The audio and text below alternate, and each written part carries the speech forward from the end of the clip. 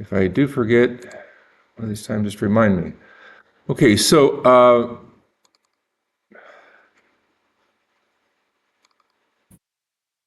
chapter 8.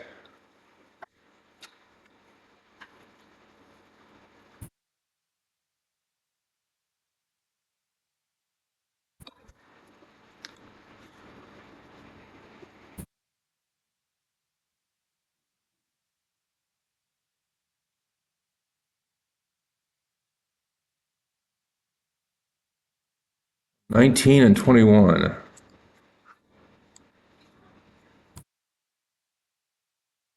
These are the two I'll hold you responsible for. And in other words, these are the two I could give you a test question over. And all you got to do is, because you have a few cheat sheets that you can use, just write the steps down, and that's really all that you have to do. So basically, you turn these problems in because I've asked you to, but also keep a copy of them so that you can, on a test, you build your test sheets now.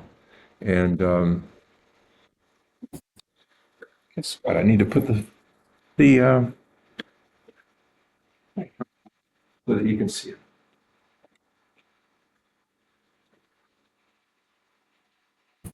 All right.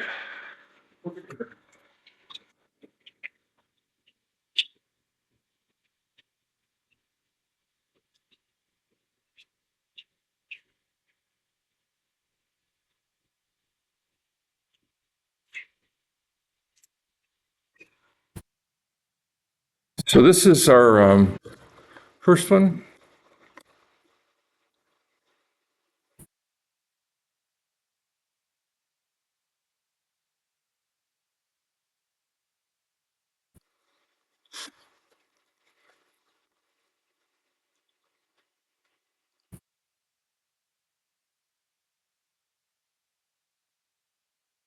Number 19.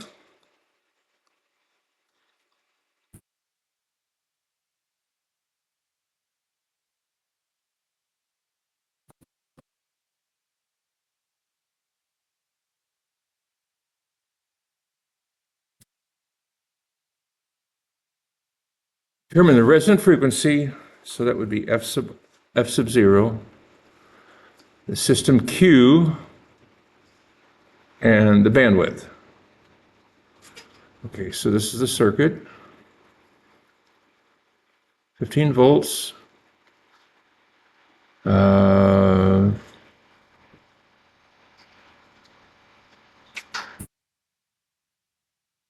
33 nanofarads.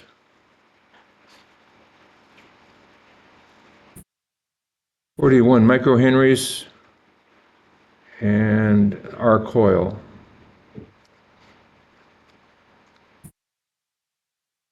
And it's equal to 3.2 ohms.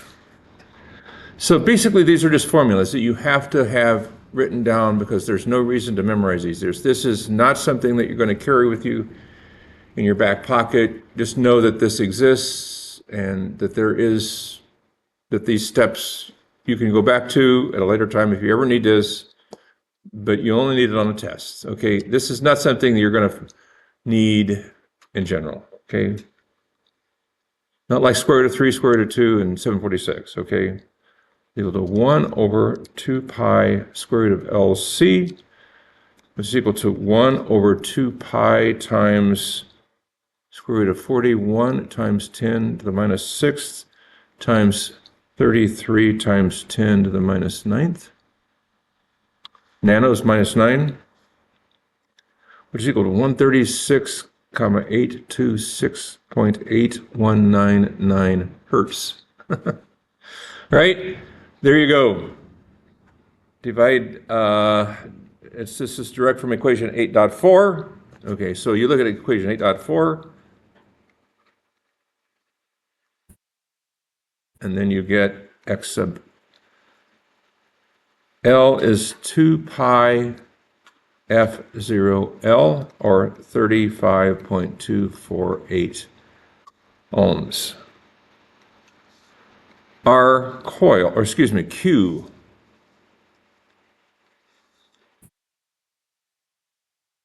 of the coil is equal to X sub L over R of the coil, which is equal to 35.248 divided by 3.2, or it's equal to 11.015. R parallel is equal to 3.2 times 11.015 quantity squared. Again, these are just equations, which is equal to 388.256.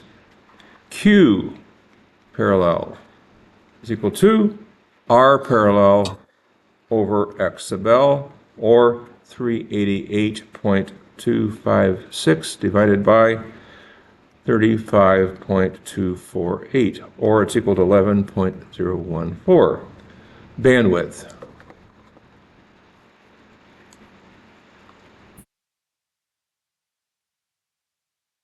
equal to 136, 826.81 divided by 11.014. It's equal to 12,422.9 hertz. It's a comma. I sub C is equal to 15 divided by 1 divided by 33 times 10 to the minus ninth times 2 pi times the 136, 826, or 0.425 amps at angle 90. I sub L is equal to 15 divided by J. You can put the, you don't need the J. You can put the J in if you want to, but you don't need to. Well, you leave it in. Okay, J 2 pi F0 times 41.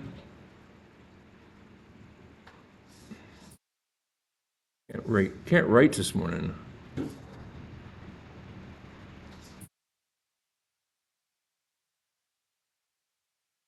Times 41 times 10 to the minus 6 times 3 plus 3.2,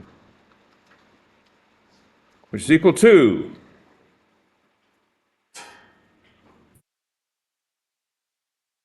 0.4238 at angle minus 84.81 amps. Okay. That's it.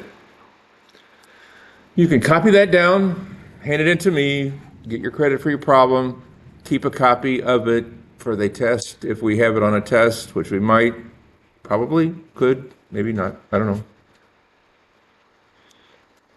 There's no reason to memorize any of this stuff. It's just kind of rote. But at least you know that you can calculate the bandwidth, you can calculate the Q, all that good stuff.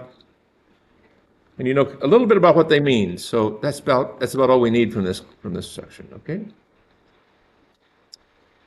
Again, very rarely do I say that. It's not important, but it is not important that you know this stuff to carry with you, carry forward. It's just something to kind of have an idea about, and that's about as far as you need to go. Okay, so let's go back to a new. Did everybody get this that wants this? Not yet. I'll let you work on it for a little bit more. Realize that it's going to be on the video in a little bit, but that's okay. Any questions about this one?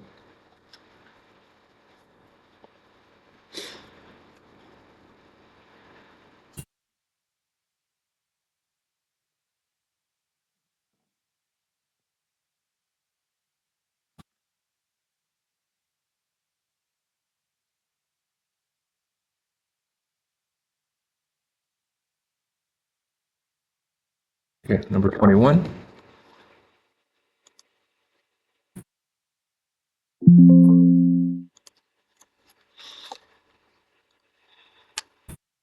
All right, so this one is the same kind of thing, only now we have a resistor in series with it. So it's a lot less No, it's not quite as nice, I guess you would say. This is going to have lower Q values and all that kind of stuff. Well, no, it's not. It's going to have a better Q value. Anyway, this is like equation 8.5, and it's like 8.4, but it's equation 8.5 is what this one's worth. So this is another one, 15 volts.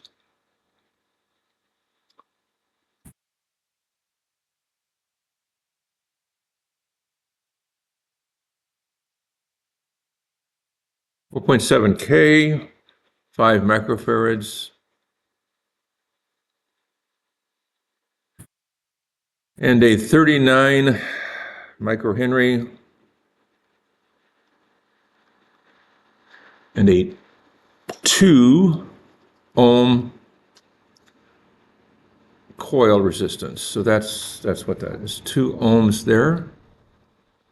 Okay, so that's where we go to war with. So F sub 0 is equal to 1 over 2 pi squared of LC. And I'm not going to go through all the L's and the C's, but I'm going to write the results. It's 360,414.97 hertz. Okay. X sub L is equal to 2 pi times F0 times L, or it's equal to 88.317. Q coil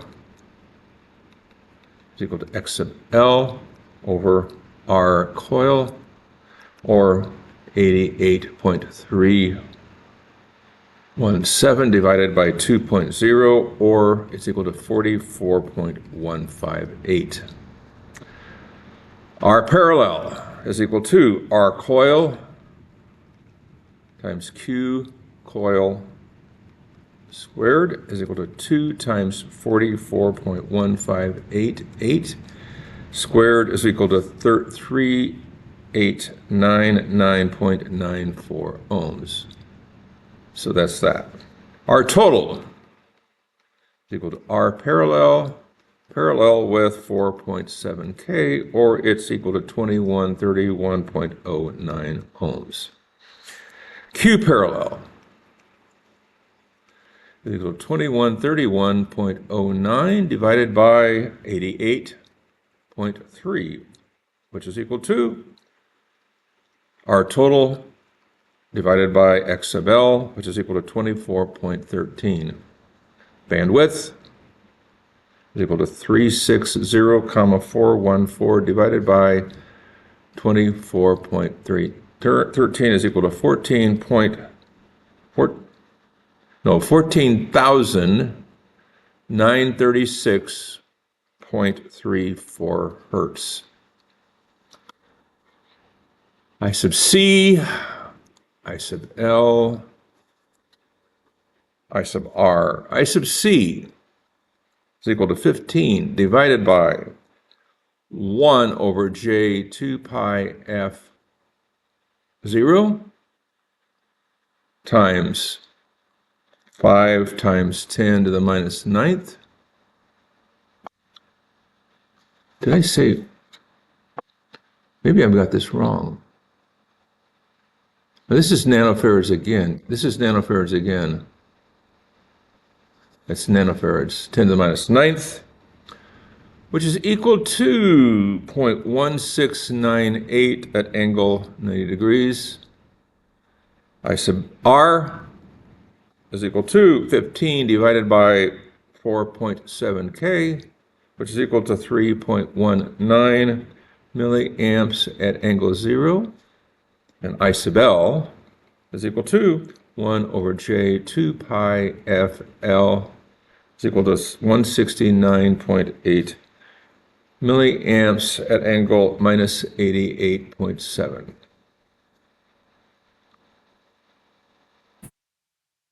I think it's plus that 2 point plus 2.0. I think that's in here in the numerator and the denominator as well.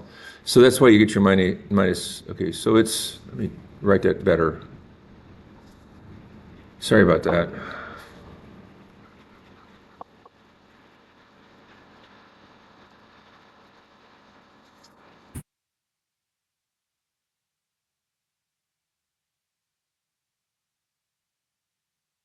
2.0. So there's a real and imaginary part, and it comes out to 169.8 milliamps at minus 88.7.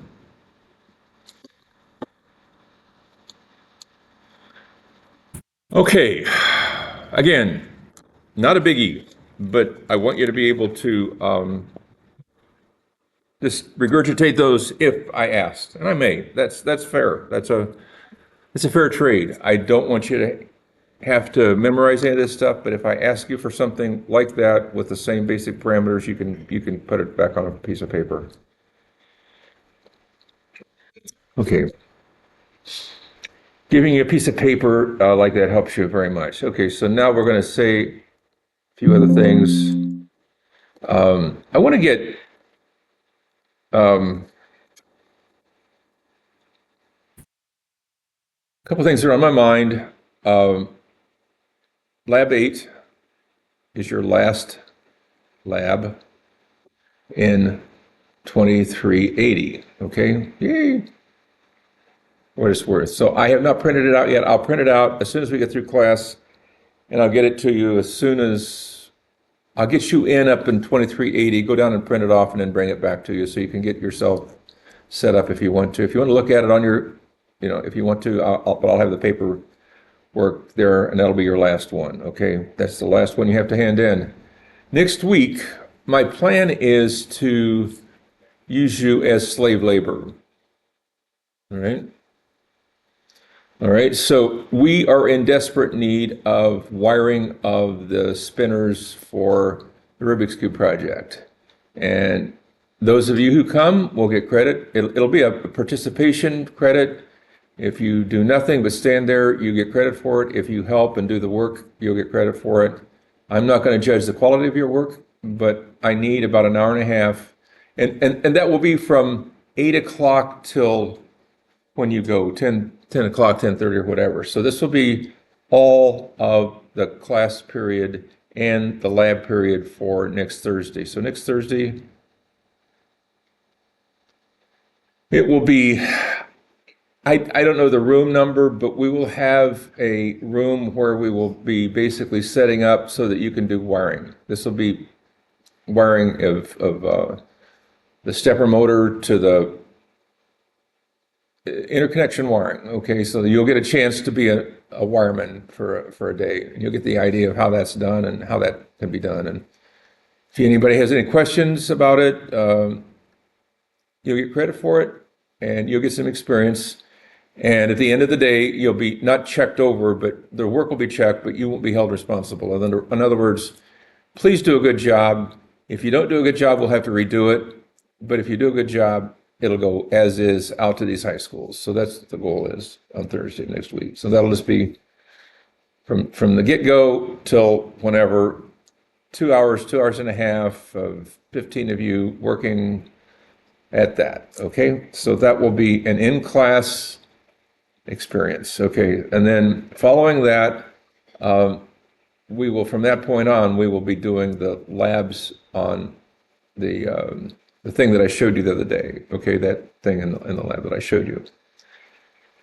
All right, and you'll be given one each. If you don't want each of you to have one, if it's a paired thing, if you want to do with somebody else, that's okay, but that's up to you. You'll do the soldering, you'll do all the other stuff, and I'll explain that to you when you get ready for it. But you can read ahead if you want to. This weekend, I'm going to give you an assignment to write a half-page paper on a video, and I'll show you where the video is. Okay. This is a video that was done here about 10 years ago, and it's still very pertinent today.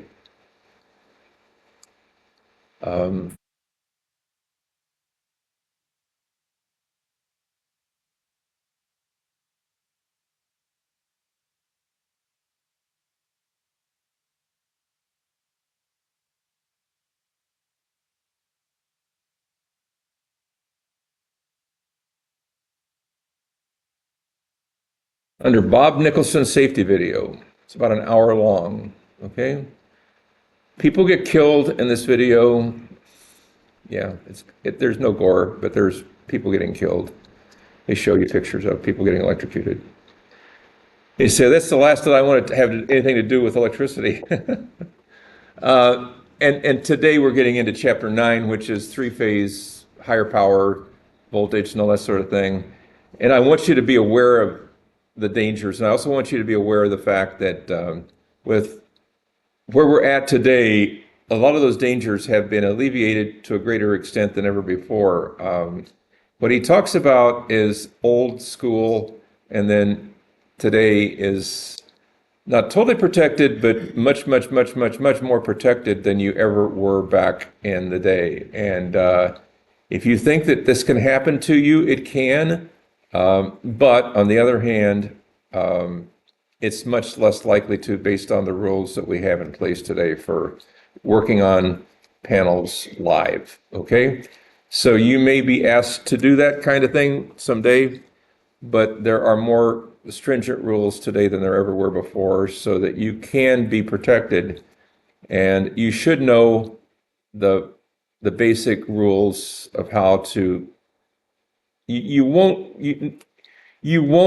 know all the rules based on this video. You will know that there is a danger and what that danger is, so you can protect yourself from it by then starting to ask the questions, how do I get trained to alleviate any possibility of this stuff happening? And there's definite training rules, and you should abide by those. So when you go into a company, you can't just open a panel anymore. Used to, you could just open a panel door and start working on it. You can't do that anymore, all right?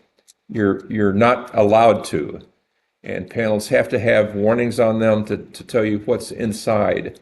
And most panels today are either where you have to be suited up, or they're panels where they're 24-volt panels and you can do anything, and you don't have, it's just like working with what we're doing in our labs. So you either are that safe or you're this other side. And the other side is this video today, or this video I want you to be able to watch. So your assignment, which will come out as a quiz requirement for next Tuesday, is to hand in a half-page review of this video. And the guy's name is Bob Nicholson. He is from Toledo, Ohio, and he works in that industry. And you ought to know about this stuff, and you ought to be aware of it, and also that there are ways to alleviate the possibility of any of this stuff happening to you. To be blunt, I didn't know about this stuff when I was working in industry. I've worked over panels, I've worked in panels that the possibility of arc flash or getting electrocuted were extremely high. I worked all night in a panel over live 230-volt transformers, and they were open. You could just touch the copper and it was right there. We put a piece of cardboard over it, but that was all. If I dropped a screwdriver and it hit the wrong spot, it would have done what this video shows you. So anyway, I want you to understand the danger, and then I also want you to understand that there are things in place today to alleviate that, and you need to be aware of that. Now, the bad side of all this is that some companies are still in the 1900s. They haven't crossed over into the newer rules, the UL rules, and those companies are playing with fire because the danger of them being sued is extremely high, because the law now says you have to have these rules in place. So you have to have all these rules in place. You have to be protected. You can't have you can't be allowed to walk in without proper protection and then have these things happen to you. So they show you the things that can happen to you. They show the results of it. And please be aware of the fact that that should never happen, okay? It didn't happen to me. I was very fortunate. It never happened to anybody that I knew, but it does happen. These things do happen. So again, I want you to be aware of them, and don't be blinded by any of this stuff. Don't be afraid of it, but it's there. So I want you to understand that, and that's why that video. So that'll be your assignment, half page. Doesn't have to be typed. It can be handwritten. But I want it sincere from you after you've watched it. And I can tell whether you've watched it or not, because No, I can tell. I can tell. Anyway, it's an hour long. It's not very long, and I'm in it. I'm actually. You can hear my voice in the background. You don't hear me. You don't see me, but I'm sitting there, and we're talking to this guy. All that good stuff. Not a lot. You don't hear me a lot, but anyway. So let's go back to chapter 9. Okay. Any question about chapter 8? Chapter 8's not a very big chapter, and it's not a chapter that you can hang your hat on, but you got a couple problems there. I want you to be able to do those. Now, chapter 9 is an important chapter in that it does what industry basically says. This is the industrial side of all this stuff. Okay, so instead of just saying, well, I can, this is no big deal, this is a big deal. And my basic explanation for chapter 9 is this. Okay, so you had a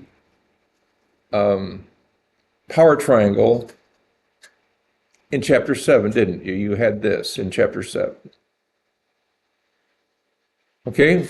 You have the same power triangle in chapter 9. So chapter 7 is equal to chapter 9 times square root of 3. So everything you did in chapter 7, now in chapter 9, you just write in the square root of 3 and you're in. Okay? Does that make sense? Because that's exactly how this is done.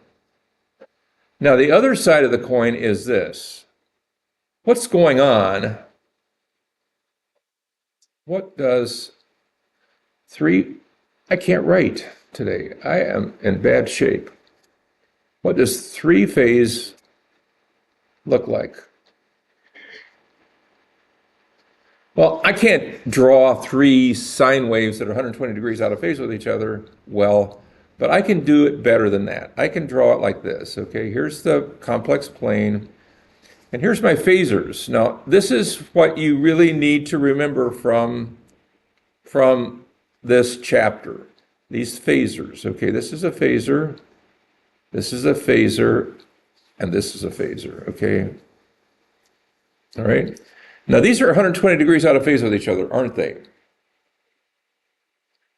They are, but believe me, they are. And if they're the same length, which I didn't draw them the same length, but if they're the same length, that would be phase to ground voltages, okay? Now, there's another phasor, and I can do that in green, okay? I can do it in another color. There's another phasor, and it's like this.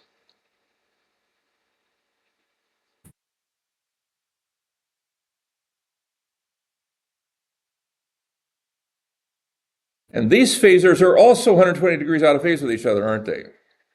Right, they are. Believe me, they are.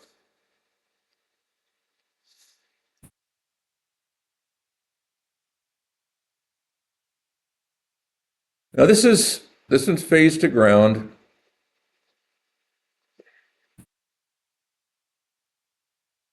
Or 0 volts right there.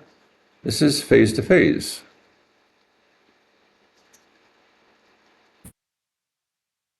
Which one of these do you measure?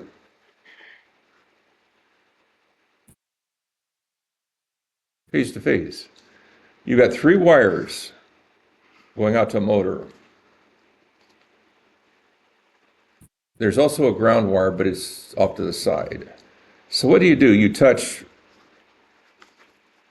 from here to here, from here to here, from here to here, and each of those measure what? Phase to phase. Because that's what you're measuring. Okay? Does that make sense to everybody? Because what you're measuring is you have 3 wires and 3 terminals. And I'll show you what a starter looks like. I didn't bring a starter with me, but I'll show you what a starter looks like. Okay, so this is a motor starter. Let me find one. I got a picture of one.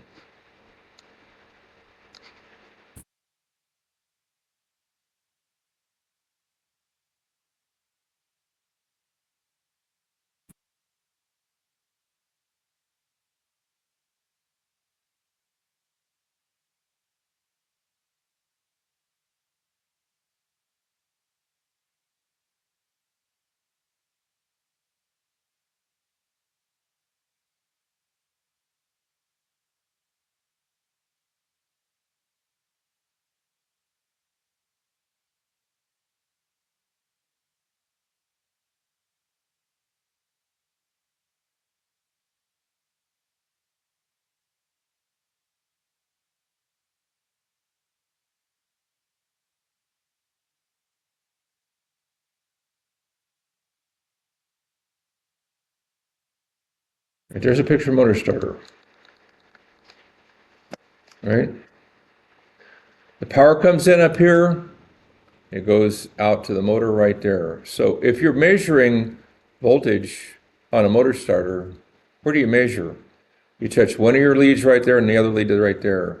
Or you touch one lead to there and the other lead right there. You touch one lead to there and the other lead right there. And in each case, you see what?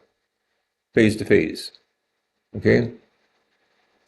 So, with that in mind, what are the phase to phase voltages that you can have?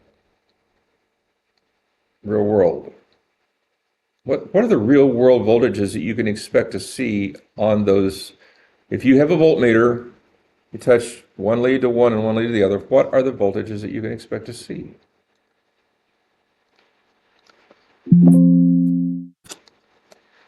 What's the phase-to-phase voltages? So here's your three terminals.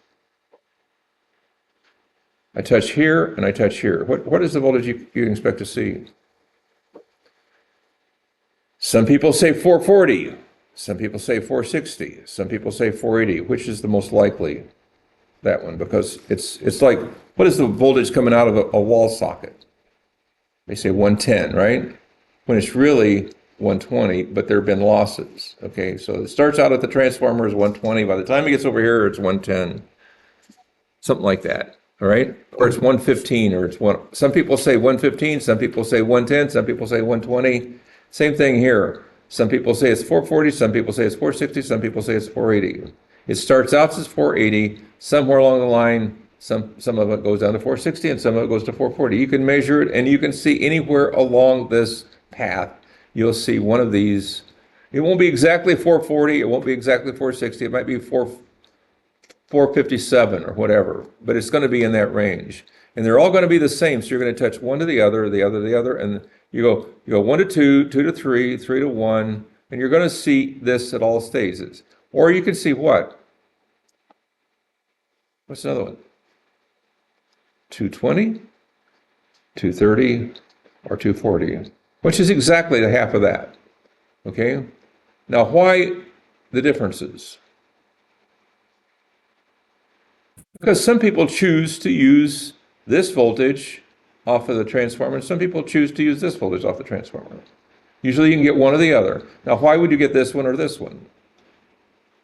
This is a smaller wire size, but it's more dangerous. All right? More likely to kill you. This is less likely to kill you. All right? That makes sense? But a smaller wire size, bigger wire size, be careful both places because they can either one of them nail you. I've been shocked by this. I've never been shocked by this, thank goodness. That's scary stuff. So anyway, that's beside the point, but that's okay. Now, I can show this either one of two ways.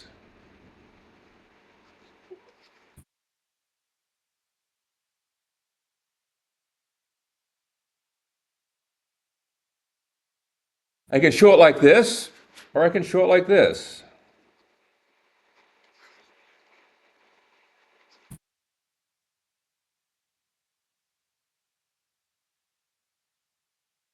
What do you think this is called? A Y. What is this called? Huh? It's a delta. This is a Y, this is a delta. It's a delta. Okay?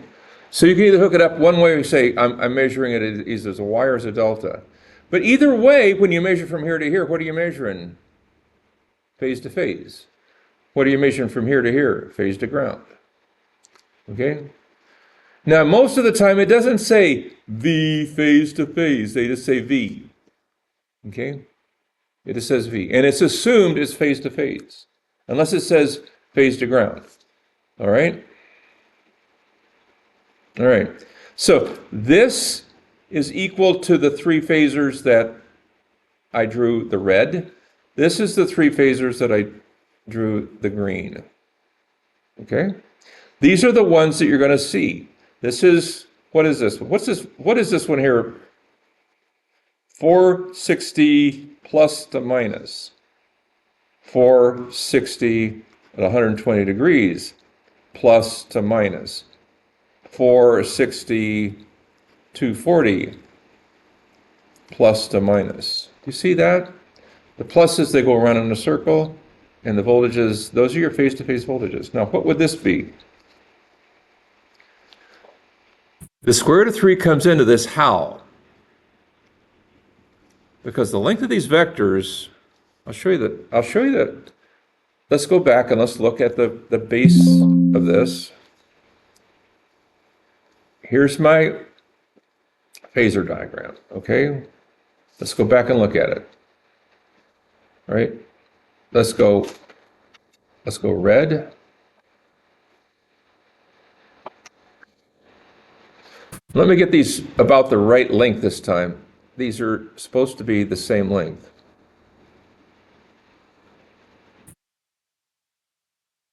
And this is the green.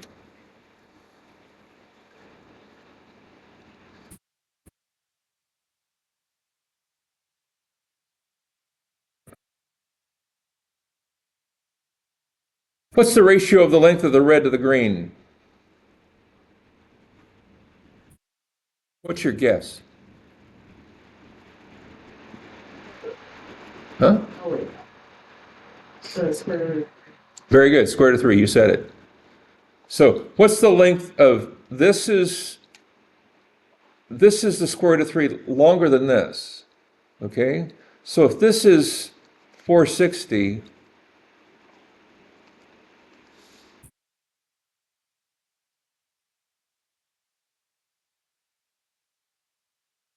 this is 460, what is this?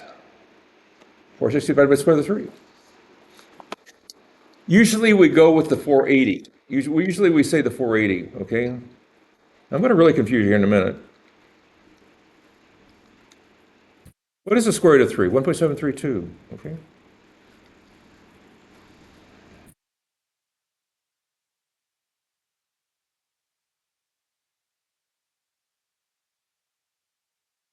This is 265, okay?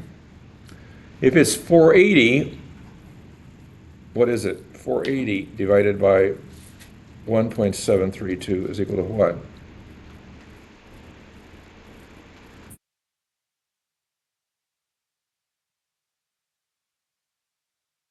$277.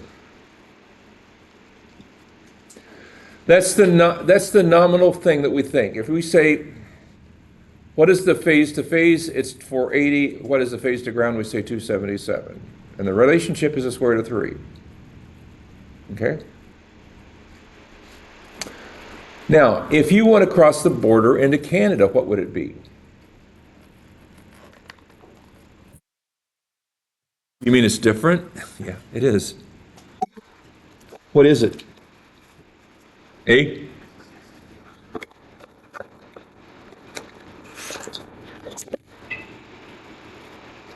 Stephen, what would be the, anybody have an idea?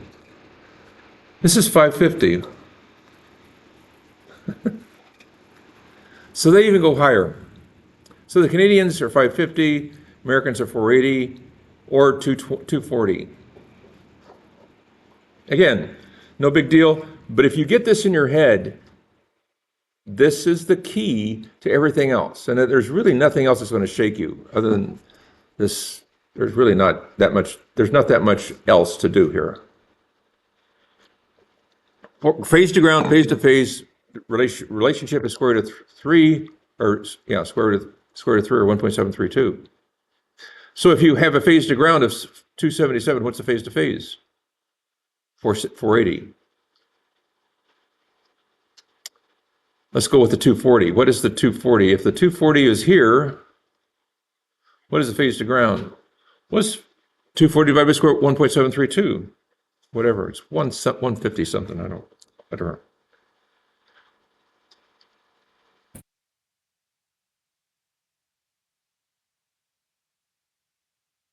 $240 divided by 1.732, Ted. Nope, I said multiply. Daggone it. I can't do anything today. 138. So that is 240. This would be 138. So that's a lot safer, but it's still not. Okay. What other voltages do you see? What other, now this is industrial motors. What other three-phase do you see? And this is in this building. This is not residential, but it's kind of a cross between residential and industrial. What other voltages do you see? All right, let's talk about another one. This is another one.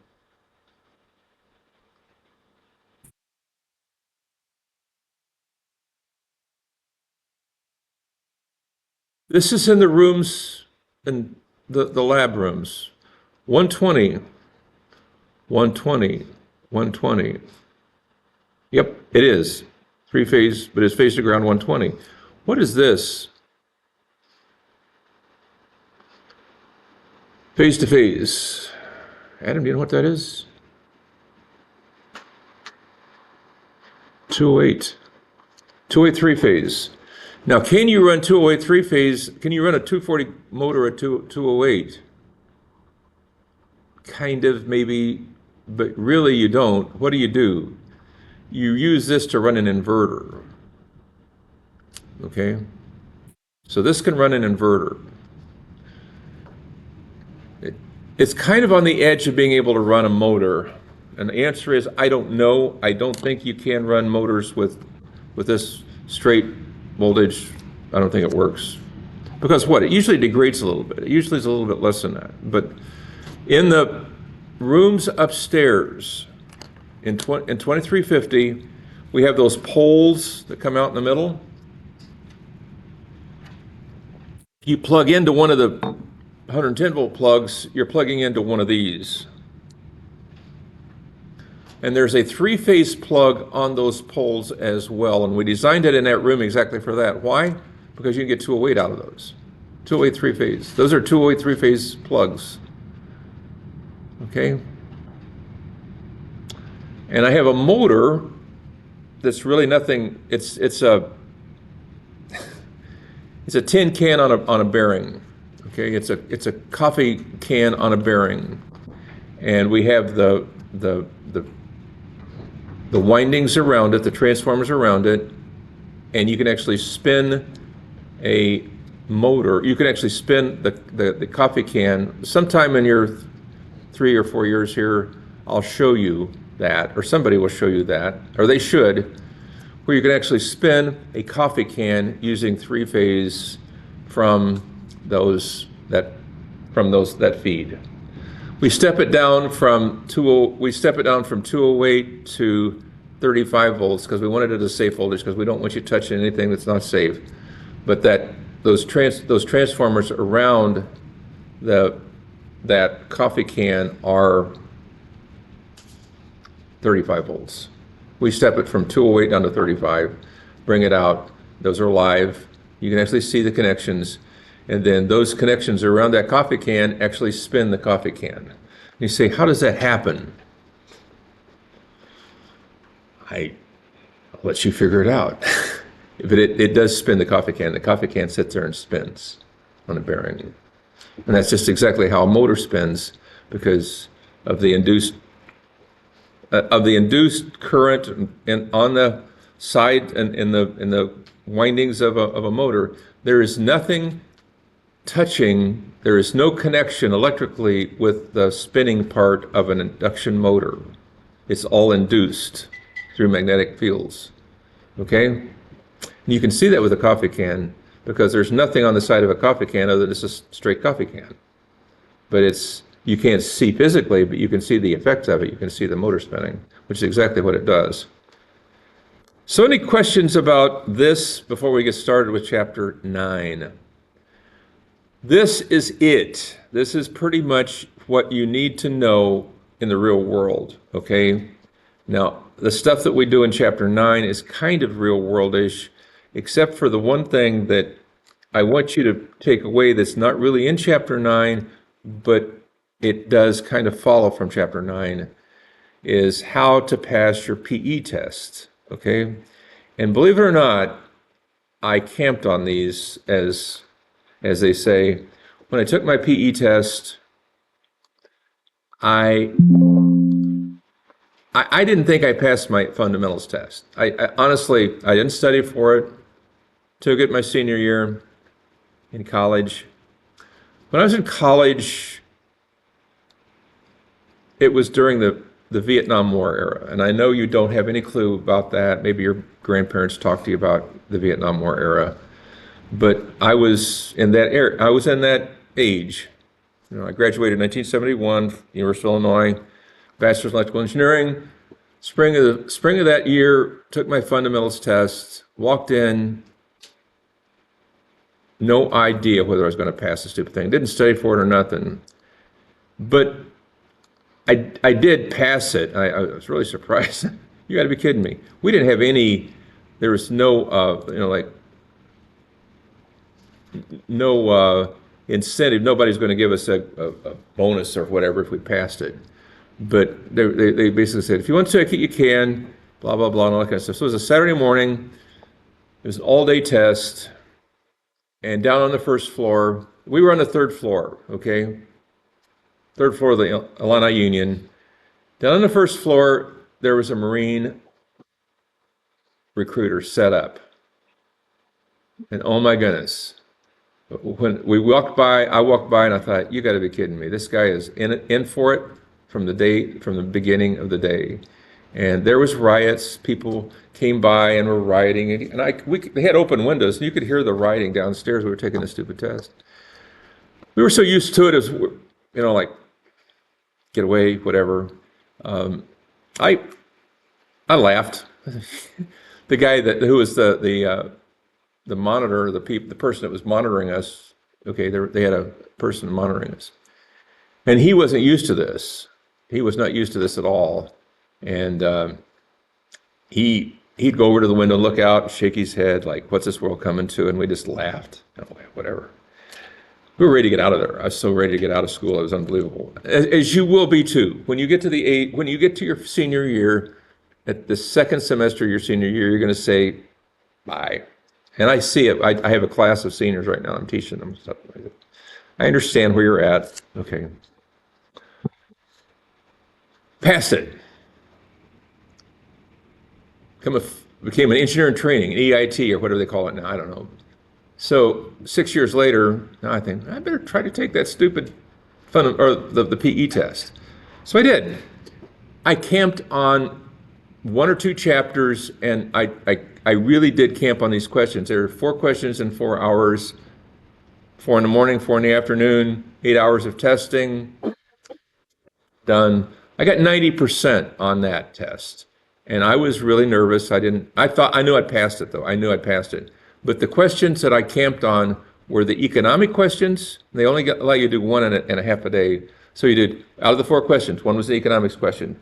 Price of money. Easy formula questions. They're easy questions. You can just knock them out in about 10 minutes and be done with them.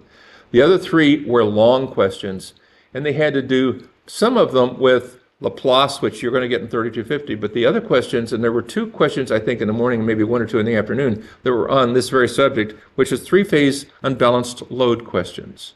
And I want you to understand how that's done, because when you take that test, which is, 6, 7, 8 years from now or whatever, you need to know, come back and say, this is stuff that we learned in 1020, and it's not a big deal. It is not a big deal, okay?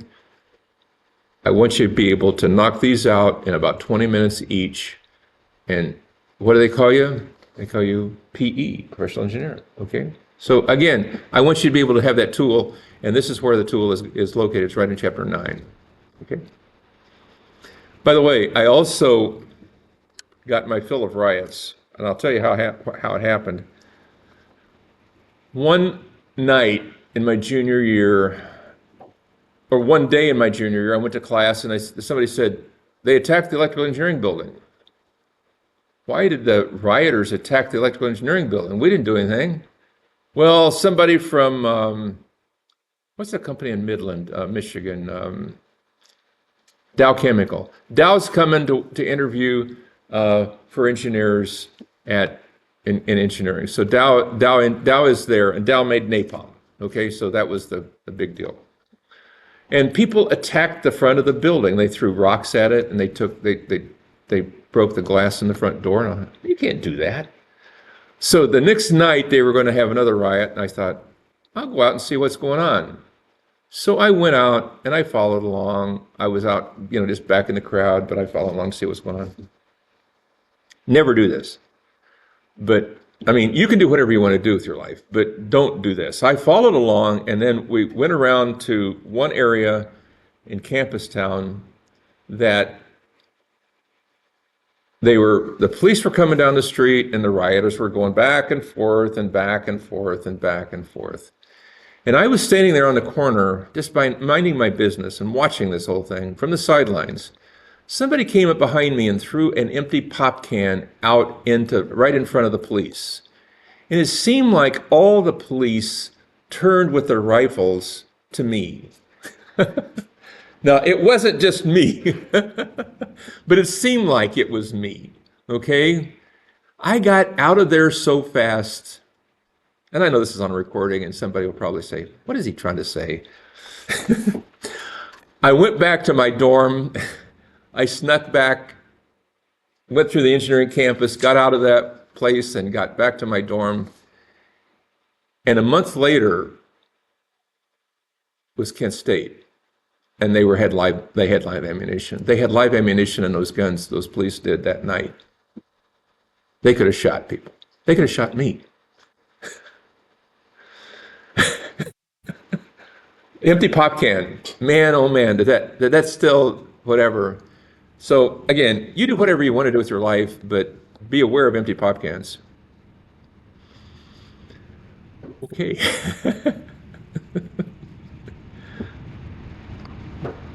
So such is life. Now, let's go back to chapter 9. What a segue to chapter 9, right?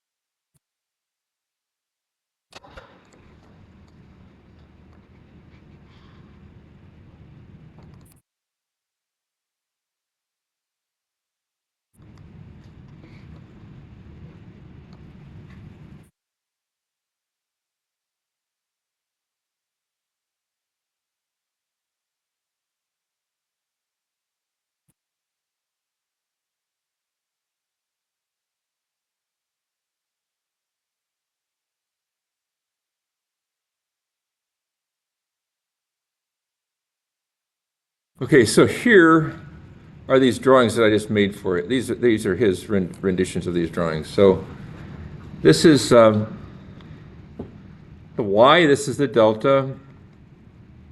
He does the same thing that I do, basically. This is what it looks like. There's 3 phases coming out, and these are phase to phase, okay? And there's what the signals look like if you were to look at them side by side on an oscilloscope. Both the phase to ground and the phase to phase. They both look the same way. Okay? Now, you can connect any way you want, but typically to a motor, it's the delta. Now, at the motor end and at the starter end, it's delta to delta. You do not hook. Well, you hook these wires together, but the power source can either be a Y or a delta. And notice if it's a delta, there's a ground over here, and what you really have are 3 separate circuits. So if you said power is equal to volts times amps times square root of 3 times cosine theta, you'd be right. This is phase to phase, not phase to ground. Now, if you had phase to ground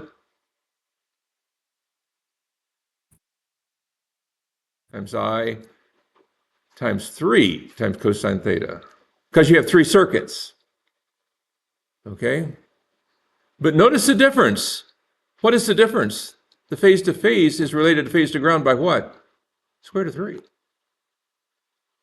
So you've got V phase to, what is relationship phase to ground to phase? Square root of 3 times phase to ground is phase to phase. So there's your, this is phase to phase, this is phase to ground. So there's your relationship. Does everybody see that? If you have 3 circuits, it's just like 3 separate circuits. You got this circuit, going to this one to this one, this one to this one.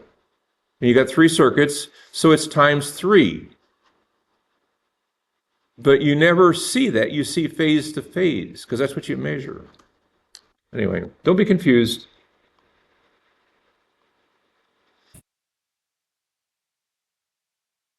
There's the picture.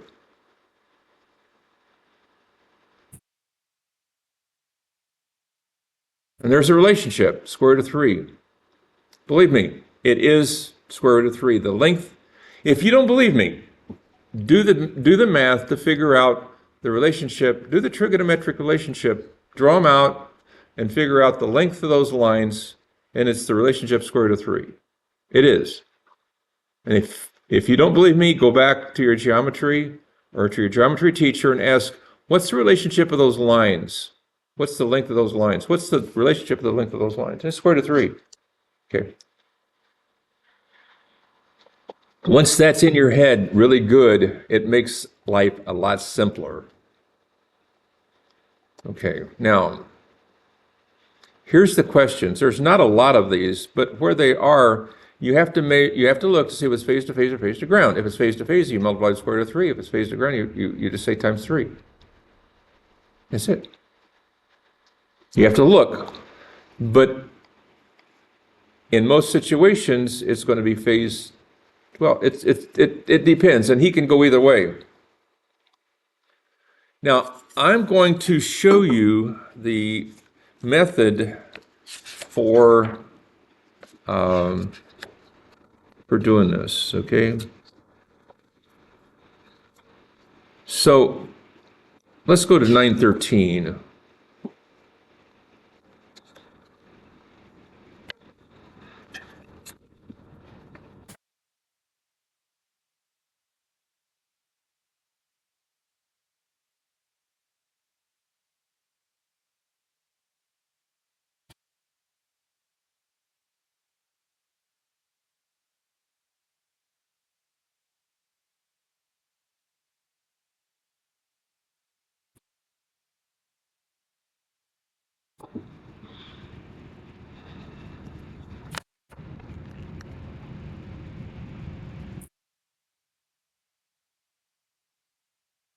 And I'm just going to work a problem that is an unbalanced problem, because this is where you're going to find this. I'm just going to make one up because he does not have one like what you would do on your professional engineering test. I'm just going to show you how this is done. And this is a long problem. They make these problems specifically long and hard because they want you to take an hour. They want you to have to take an hour to do them. Okay? They're meant to be long and hard, but they're not. If you know what you're doing, they're not that hard. So basically what you have is you have a delta situation, and you can have any voltage.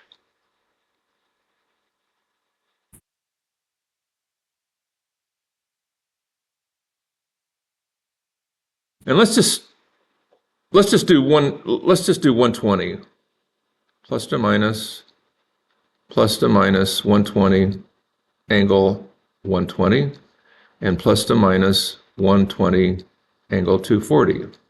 Okay. Now over here you have 3 points. You have this point, you have this point, and you have this point coming out. So basically you have 3 wires coming out. Okay? So you have a value between this one and this one. You have a value between this one and this one. And you have a value between this one and this one. All right, so what do? Well, you have three equations and three unknowns. You have I1, you have I2, and you have I3, all right? And they may be unbalanced, and they usually are. Okay, so what they want to do is they want to know I1, I2, and I3, and that's basically what you'll be asked to do. Okay, let's get the red color out here. So what you do is you basically go around a loop.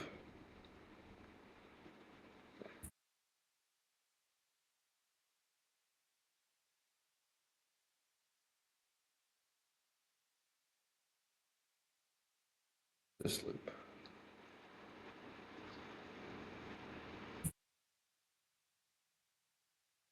This would be my I1 loop, my I2 loop, plus I2 loop.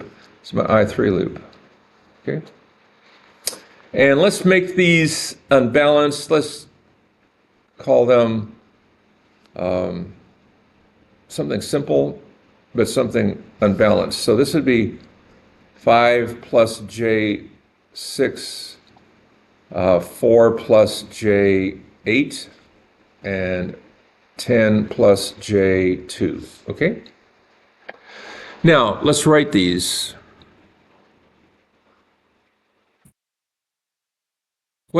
This is three equations, three unknowns. Okay, so what would be my I1 loop? Start here at the bottom, and it would be what? 120 at angle 240 plus what?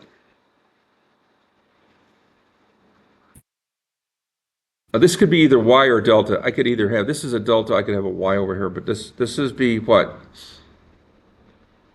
I1 minus I3, because I1 is going one direction, one is going in the other direction, of what? 5 plus J6 equals 0. The second equation is what?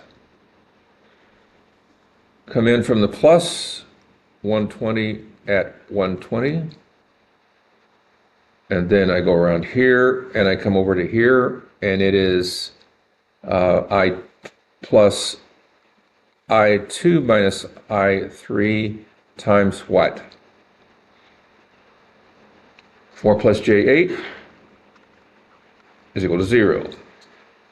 And up here, it is I3 minus I1, parenthesis, 5 plus J6 plus just I3 times 10 plus J2 plus I3 minus I2 times 4 plus J8 equals 0.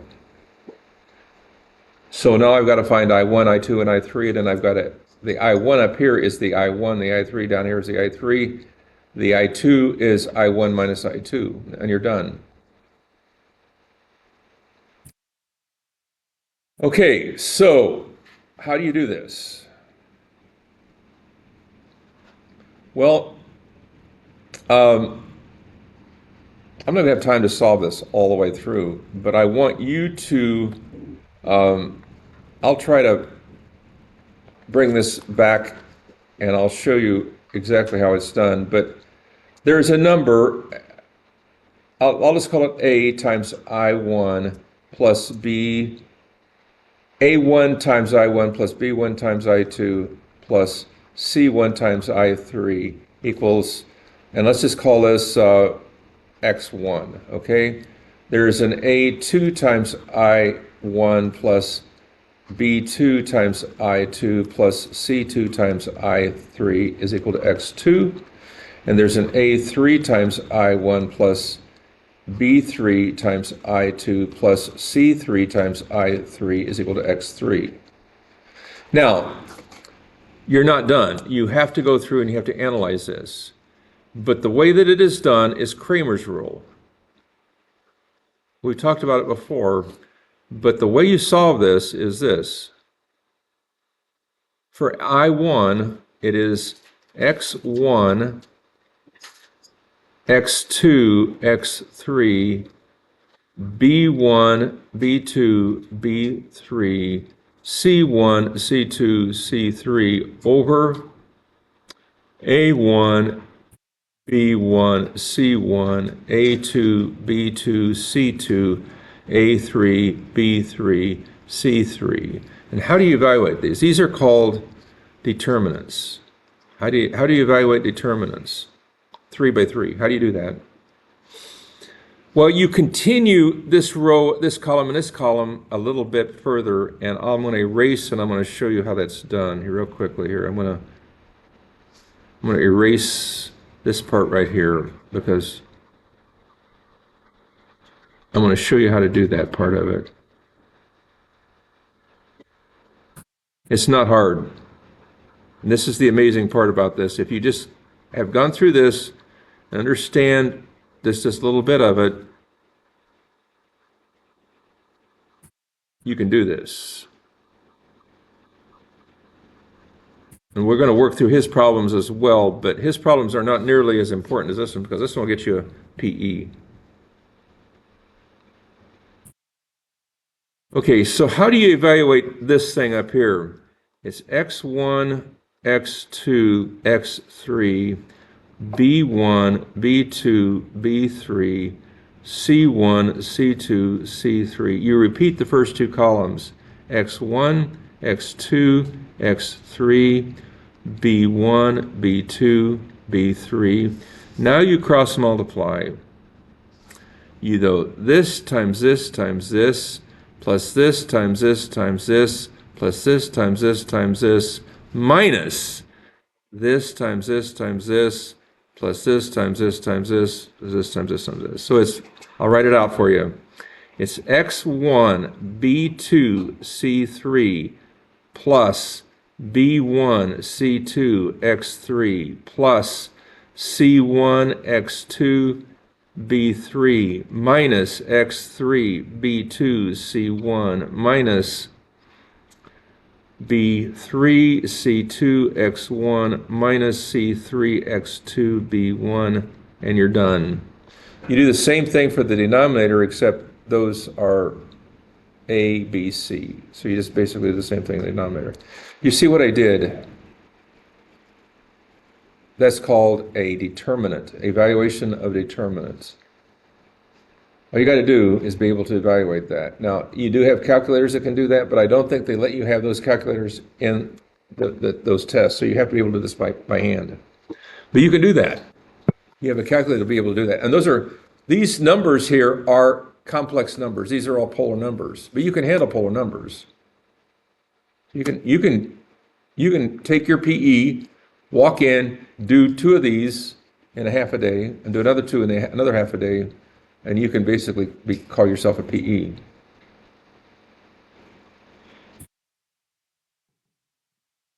Unbalanced load questions, which require you to do determinant evaluations. Okay? And again, that's down the road. That's not tomorrow. That's quite a few years from now. But do not shy away from that test. And do not shy away from these problems, because these problems you can knock out. You can knock out that problem in 15 minutes. So if you're looking for problems that you can get done through easily and get down to something else, these are the ones. Unbalanced load problems are very straightforward. Yes, sir? Does unbalanced load refer to? A balanced load refers to all 3 of the resistances are the same. Here they're not. I just drew them in as unbalanced because they're not. All of his questions in this chapter are with balanced loads. You'll have 5 ohms, 5 ohms, 5 ohms, or whatever you're going to have. You're going to have balanced loads. I just threw in this unbalanced part of it because you'll very rarely, if ever, do a question where you're actually asked to calculate the currents in a circuit like this. Why? Because usually you're given a table, or you're given a, I know I'm going over, but you're given a table or you're given a, where's my mouse?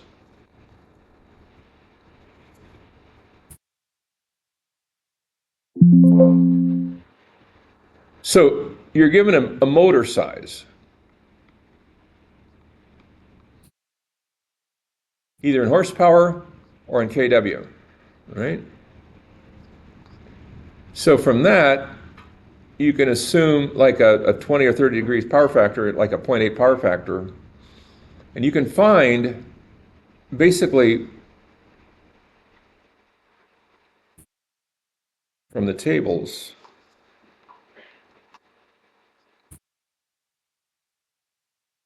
And those tables, I have a set of those tables in this on the website for this course.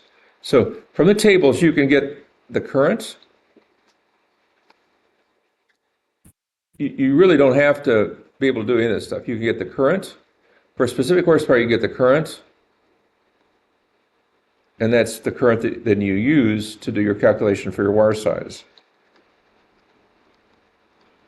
You do not have to know the load at the end of that. You don't need to know the ohms of that load, because for specific voltage, the table gives you the current for that motor.